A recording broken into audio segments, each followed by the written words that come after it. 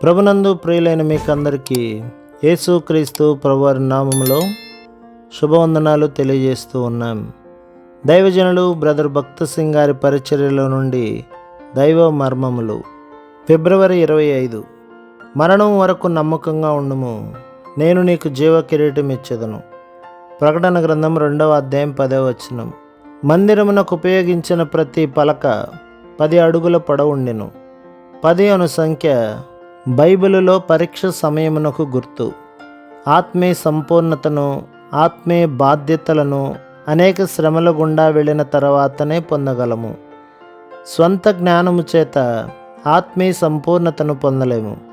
శ్రమలు రాకమునుపు బైబిలు జ్ఞానము మాత్రముండును గాని నిజమైన ఆత్మీయ ఎదుగుదల ఉండదు.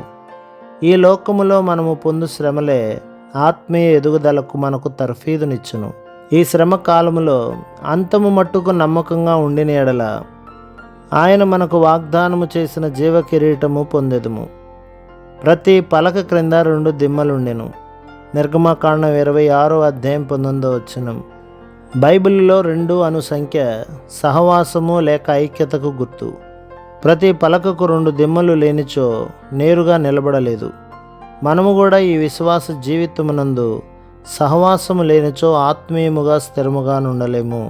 ప్రభు మిమ్మును, మీ కుటుంబములను, మీ సంఘములను దీవించి ఆశీర్వదించునుగాక. ఆమేన్.